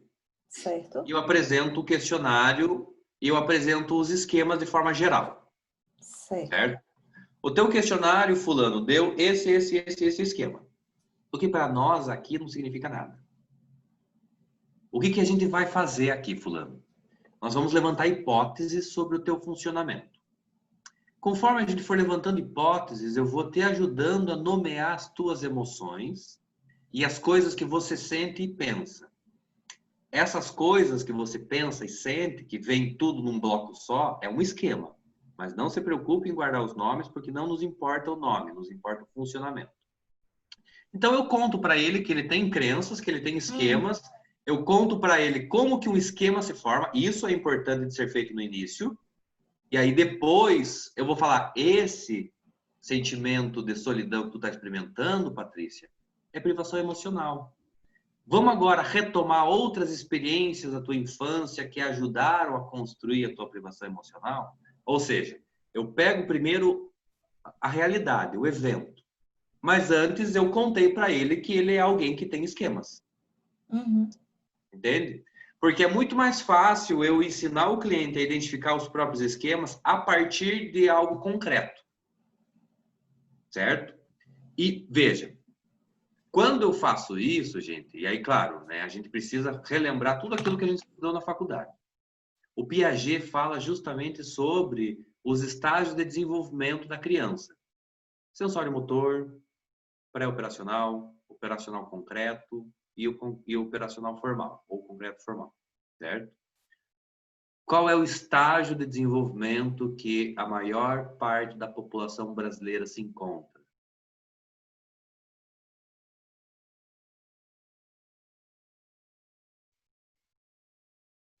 Vocês têm alguma ideia, gente? Operacional concreto. O que significa dizer que, conforme a pessoa avança em idade, não necessariamente o seu desenvolvimento psíquico também amadurece. Muitas pessoas não conseguem abstrair, muitas pessoas não conseguem simbolizar, o que significa que elas ainda estão no operacional concreto, certo? E aí nós temos uma outra leitura que é mais fundamental ainda, se a gente for fazer uma análise piagetiana dentro da terapia do esquema. Como que nós passamos de um estágio de desenvolvimento para o outro? Vamos lembrar agora, com o Piaget, de um outro conteúdo, que é a psicomotricidade. E dentro da psicomotricidade, nós temos Henri Vallon. Vocês lembram do Vallon?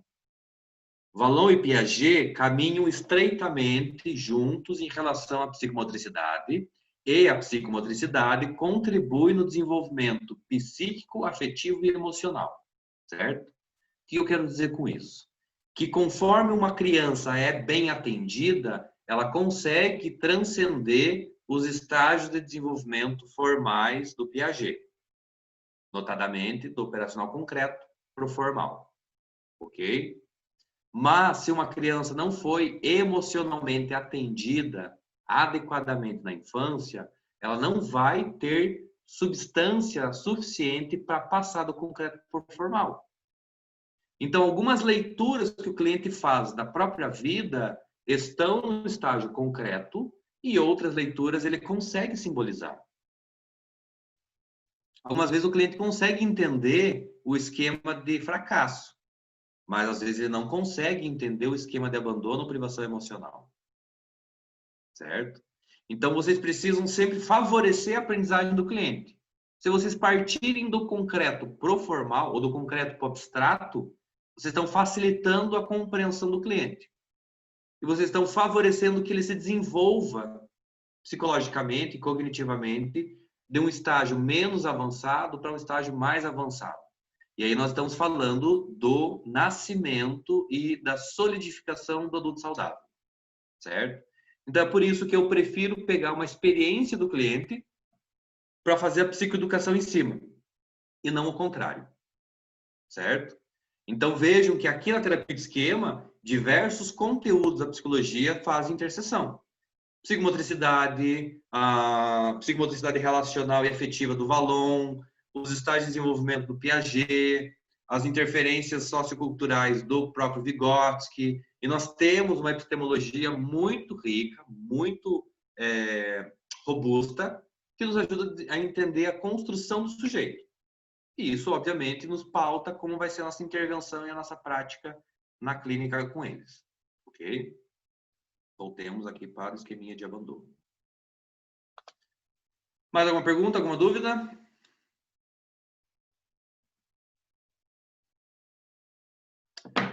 Vamos fazer o seguinte. Temos 15 minutos. E para eu falar de abandono, a gente segue mais uma hora inteira. Vamos abrir para o diálogo, para conversa, para dúvidas?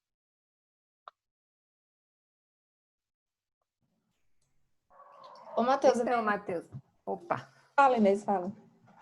Então, Matheus, necessariamente quem tem o esquema de abandono tem o privação de privação emocional também, necessariamente? Não, não necessariamente. Eu posso ter abandono e não ter privação, e vice-versa, ter privação e não ter abandono. Independe. Mas Exatamente. é comum que eles andem juntos? É comum, perfeito. É comum, mas não é regra. Sim. Entende? Porque, veja, e aí eu vou construir uma situação aqui que justamente põe em pauta essa regra. Porque pode ser que, às vezes, os meus pais não estiveram lá para me atender. Mas toda vez que eles estavam, eles conseguiam se conectar comigo. Uhum. Então, eu nunca fiquei privado de afeto. Eu fiquei numa relação instável. Às vezes eles estavam lá, a hora eles não estavam. Mas quando eles estavam, eles me atendiam. Então, eu não tenho privação emocional. Eu tenho abandono. Uhum. Entende? Perfeito. O que mais? Diga, Paty. Obrigada. A Karen fez uma pergunta no chat. Karen, essa é uma resposta impossível. Quantas sessões são necessárias para a terapia de esquema? De novo, e pelo menos para o entendimento do paciente dos esquemas. Depende muito. Tudo depende. Essa é a grande resposta, né? A grande cartada do psicólogo e da psicóloga. Tudo depende. Por que que isso depende? Depende muito do estágio de desenvolvimento cognitivo do próprio cliente. Eu tenho clientes, por exemplo, que... eu tenho uma cliente, vou dar esse exemplo para vocês. Eu tenho uma cliente que ela só tem 4ª série. Só que ela tem uma capacidade de insight tão grande, tão boa, que em 3 sessões ela entendeu o próprio funcionamento. Perfeito. Então, significa que aquela 4ª série dela, que é a escolarização, não determinou de nenhuma maneira na forma dela poder pensar sobre ela mesma. Agora, eu tenho clientes que têm pós-graduação e tem uma rigidez muito grande e é muito difícil deles conseguirem olhar para eles. Porque isso também fala do próprio padrão inflexível, de não olhar para dentro, olhar para fora. Então, primeiro, a escolarização pode determinar o nível cognitivo do cliente, mas nem sempre. Vai depender, por exemplo, do estado emocional e humoral desse cliente. Um cliente depressivo vai demorar muito mais para entender. Um cliente ansioso também vai ter dificuldade de entender. Um cliente bipolar também vai ter dificuldade de entender e assim por diante, certo? Então, não tem como saber quantas sessões ou quanto tempo. Agora, por parte do terapeuta, fica mais fácil a gente conseguir estabelecer um limite. Né? 4 sessões é um bom número de sessões para vocês rastrearem e construírem a conceitualização de caso. Porém, depende. Eu já tive clientes, inclusive esse ano. Eu estou na 10ª sessão e eu ainda não consegui fechar a conceitualização do caso porque o cliente faz muitas digressões e isso faz com que a terapia se estenda. Aí o cliente simplesmente está falando um negócio e desaparece. E aí vou eu lá puxar o fio da pipa, vamos voltar para cá, me responde tal coisa. PPP fala e voa. Puxa o fio da pipa e de novo. Então, assim, depende do cliente, depende do quanto vocês estão familiarizados também com a terapia de esquema, depende do quanto que vocês conseguem produzir insights na hora da sessão. Então, não tem um número, certo? O abandono com pacientes borderline. Deixa eu ver quem que me perguntou isso. A Cássia. Cássia. O abandono com pacientes borderline é um problema absolutamente gigantesco. Porque essa é a principal demanda do borderline. A personalidade borderline, ela se estrutura a partir do abandono, da negligência, da ausência de cuidado e da invalidação. E nesse sentido, terapeutas que vão trabalhar com borderline ou não têm um esquema de abandono ou precisam ter o seu esquema já muito bem terapeutizado para que isso não acione o abandono do cliente, certo? Eu tenho uma amiga minha que ela tem um esquema muito forte de abandono. E quando os clientes começam a procurar ela muito forte, isso agora esse ano, do ano passado para cá, isso não está acontecendo. Mas lá atrás, quando eu conheci ela, quando o cliente procurava muito por ela, ela simplesmente se sentia raivosa e dizia que o cliente não estava conseguindo se emancipar porque ela ativava o abandono do cliente e o cliente abandonava o dela. E os dois se separavam. E aí ela atendeu uma borderline que foi reto nela e colocou na parede. Como assim você me ensina a cuidar das minhas coisas, mas quando eu preciso de você, você me abandona? E ali foi a virada de chave para ela. Peraí. Alguém fez terapia que você conhece provavelmente o nível de defesa para o enfrentamento? Perfeito, tem muito a ver com a pergunta da Karen. A Jane também tem interesse no esquema de abandono do paciente bipolar. Bipolar, gente, não é uma constituição esquemática. Bipolar é uma condição neurológica, certo? Às vezes nós entendemos o bipolar por trás dos esquemas, mas vocês nunca vão alterar a dinâmica de um funcionamento de um cliente bipolar com terapia de esquema. Vocês só vão alterar o funcionamento do cliente bipolar com terapia medicamentosa, certo? É bem esquizofrenia, bipolaridade e outros transtornos de ordem neurológica é tratamento combinado, psiquiatra mais psicólogo, certo? Mas é comum vocês encontrarem bipolares que têm personalidade borderline, certo? E aí que entra o X da questão.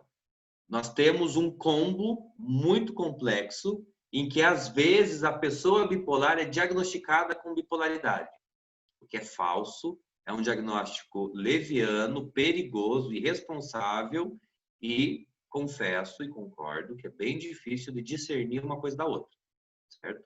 É por isso que, se vocês forem trabalhar com bipolaridade e ou borderline, vocês precisam ter muito claro a conceitualização diagnóstica de cada um dos transtornos e vocês terem os critérios diagnósticos muito específicos também de cada um dos casos, de cada um dos transtornos, para vocês diferirem entre um e outro diagnóstico, certo? Débora, não necessariamente. Para trabalhar com terapia de esquema, você não precisa arrumar um terapeuta que trabalhe com terapia de esquema. É importante que procure terapia, né? Eu tenho, por exemplo, colegas de terapia de esquema que fazem análise com junguianos, tranquilamente.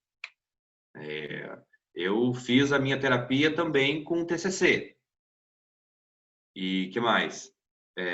Da mesma maneira que eu tenho colegas que são de outras abordagens que fazem terapia em terapia de esquema. Então, vai muito da tua preferência.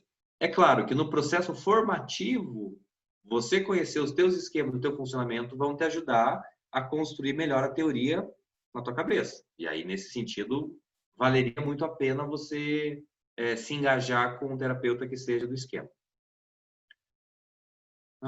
Camila, você falou sobre o esquema de privação emocional determinado até os 3 anos de idade, certo? Fiquei com dúvida de por que até essa idade.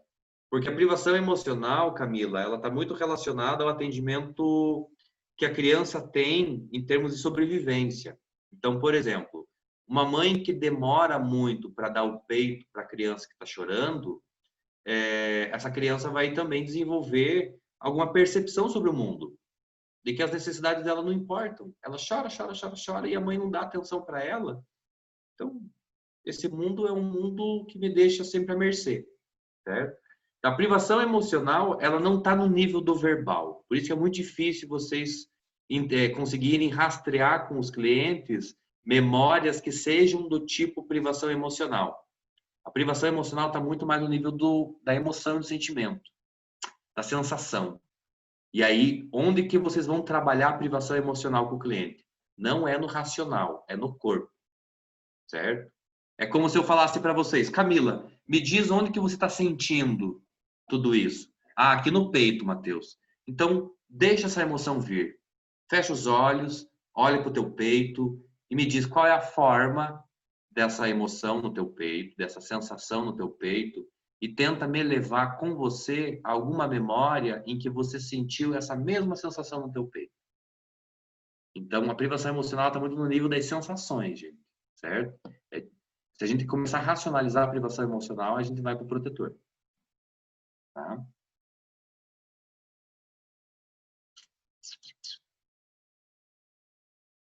Personalidade narcisista, parte de padrões rígidos? Sim, Gislene. Em partes, depende muito do narcisista, certo? Nós temos dois tipos de narcisista. O narcisista puro e o narcisista hipercompensador. Certo? O narcisista hipercompensador é esse aí com padrões rígidos e com postura punitiva também. O narcisista puro não tem padrões rígidos, ele é uma pessoa maravilhosa. O narcisista puro é uma pessoa extremamente agradável, ele é quase nada nocivo, ele é aquela pessoa boa praça em que todo mundo diz: meu Deus, que pessoa maravilhosa, quero ficar perto dessa pessoa. Esse é o narcisista puro, certo? Mas o narcisista puro, ele tem uma percepção de que é claro que todo mundo vai gostar de ficar perto dele. Ele é maravilhoso. É claro que todo mundo se sente bem comigo, gente. Eu sou incrível. Eu não preciso nem fazer esforço, é só estar comigo que vocês já vão sentir. Então, assim, o narcisista puro chega a ser cômico. É engraçado, é divertido se relacionar com o narcisista puro. Ele não é tóxico porque, afinal de contas, ele não precisa provar nada para ninguém. Ele sabe que ele é a personificação de Deus. Então, se vocês não acreditam em mim, tá bom, ok. Eu sei que eu sou Deus. Eu ajudei, inclusive, a construir o mundo e tá ok. Então, assim, o narcisista puro é aquela figura icônica maravilhosa. O Zé Bonitinho da praça, lá da Praça Nossa. Ele é quase um narcisista. Ele é maravilhoso. As mulheres querem ele penteia o cabelo. Se elas não querem, problema delas, é prejuízo delas. Então, é cômico, é icônico e é cômico, é pitoresco, o narcisista puro. Mas esse que você está falando, Gislene, ele é o narcisista hipercompensador. Tá? Esse aí é tóxico, ele é abusivo, ele é hostil, ele é explorador, e aí entra eu quase falei palavrão, uma lista bem generosa de adjetivos. O que mais, minha turminha? Temos 2 minutos. Ô, Matheus, não é relacionado diretamente à teoria, não. É a prática mesmo. Com quanto tempo estudando isso você estava pronto para atender, por exemplo? Ou com quanto tempo você estava conseguindo identificar? Porque você fala umas coisas aqui e a gente fica... Meu Deus do céu, eu não vou saber fazer isso. Eu não vou identificar esse negócio. Semana que vem. Só antes de responder você, a Gislene perguntou, é o mais comum? Sim, o narcisista hipercompensador é o mais comum. É o famoso macho escroto, que a gente conhece por aí. É o machistão, que é uma figura bastante estampada em todo que rede social. Esse é o mais comum. O narcisista puro, ele é um pouco mais raro. Então, Patrícia, aí, para responder a tua pergunta, eu preciso falar um pouquinho do meu padrão de funcionamento. O principal traço da minha personalidade é o obsessivo-compulsivo e o histriônico. O que faz com que eu me dedique muito para aparecer bastante. Certo? Então, durante o mestrado, eu tinha uma rotina de estudo de 14 horas por dia. E eu trabalhava e estudava isso de segunda a segunda. Obviamente que não à toa que eu adoeci bastante depois do mestrado, desenvolvi uma série de condições. E quando eu mergulhei, e aí isso é uma coisa que eu não sei fazer aos poucos, eu simplesmente vou de uma maneira bastante obsessiva. Eu mergulhei na terapia de esquema e eu lembro que acho que em 6 meses eu conseguia flagrar os esquemas numa conversa na mesa do bar. Entende? Mas também porque eu comecei a consumir muito material de terapia de esquema, assim, como se fosse água. Entende? E eu comecei a trazer muita leitura associada à terapia de esquema para conseguir fazer justamente esse aprimoramento do olhar. Entende? Então, hoje, um cliente que eu chamo de cliente fácil, eu fecho a conceitualização em 2 sessões. Entende? Um cliente complexo, eu fecho a conceitualização dele em 5 ou 6 sessões. Entende? Mas depende muito também de qual é o meu estado emocional, obviamente, como de todos nós. Entende? Mas hoje, eu estou há 4 anos dentro da terapia de esquema. E o meu primeiro ano foi um ano de bastante estudo. Eu trabalhava mais TCC do que terapia de esquema, mas eu ia fazendo o estudo de terapia de esquema. E depois eu simplesmente troquei. Passei a fazer TCC dentro da terapia de esquema e não o contrário. Entende? Então, assim, um bom estudo, gente, assim, claro, isso vai depender muito da rotina de trabalho de vocês, do tempo livre, do tempo que vocês querem dedicar a isso. É bem importante que vocês não negligenciem a vida pessoal de vocês, que vocês têm um lazer, que vocês têm um descanso. Ou seja, a resposta depende, né? Depende do nível de estudo, depende da quantidade de pacientes que a gente conseguir aplicar isso, né? Exato, exatamente. Então, é uma somatória de elementos. Mas um estudo realmente comprometido, eu garanto para vocês que em 6 meses vocês vão conseguir ter muita facilidade para identificar os esquemas, certo? Então, não é uma leitura de final de semana. Vocês vão realmente pegar esse livro para ler ele diversas vezes. O capítulo 8, se eu não me engano, deixa eu ver se é isso mesmo.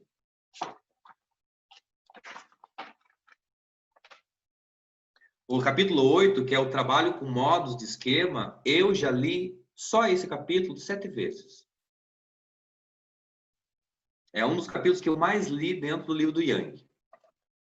Então é isso. Estudar terapia de esquema é ler e reler, ler e reler, ler e reler, ler e reler milhões de vezes. Certo? Obrigada. De nada. Para quem está começando a terapia de esquema, eu começo com o livro do Yang e o do Weiner. Eu te recomendo, Débora, para ser bem honesto, começar pelo livro do Weiner, para depois ir para o livro do Yang. Certo? Nós estamos fazendo aqui o caminho inverso, porque a proposta inicial já era o livro do Yang. Mas eu, como supervisor clínico do 5º ano de psicologia e faço supervisão em terapia de esquema, eu começo o treinamento dos meus alunos pelo livro do Weiner e vou para o livro do Yang depois, certo? Tem um esqueminha de leitura que eu passei para vocês, que é exatamente o esqueminha de leitura que eu passei para meus alunos. A gente começou com Teoria do Apego, primeiro, no livro do Nabucco. Depois a gente leu Rosa Cuquier, no livro Sobrevivência Emocional. Depois a gente leu Weiner e alguns capítulos, especialmente os 4 primeiros capítulos do livro do Weiner. E depois a gente foi para o livro do Yang, certo? Então, esse é o roteiro de estudo que eu trabalhei com os meus alunos para treinar eles dentro da terapia de esquema. Adamastor, que devemos ver para o encontro. Perfeito, Damastor. A gente vai continuar falando sobre os esquemas do primeiro domínio, porque hoje a gente se deteu muito mais na privação emocional e nós temos todos os outros. Entendendo muito bem o primeiro domínio, gente, os outros fica muito mais fácil, porque isso é a minha teorização, tá? Não tomem como referência o que eu vou dizer agora, mas eu tenho percebido na minha prática clínica que todo mundo tem um esquema do primeiro domínio como esquema nuclear e outros esquemas como resposta a esse esquema nuclear, tá? Então, isso é o que eu tô vendo a partir da minha construção teórica, tá? É por isso que eu vou trabalhar com vocês muito atentamente o domínio 1, porque ele diz respeito a basicamente toda a construção emocional que nós temos na nossa vida. O livro do Weiner é Terapia Focada em Esquemas. Tem o link lá no grupo também.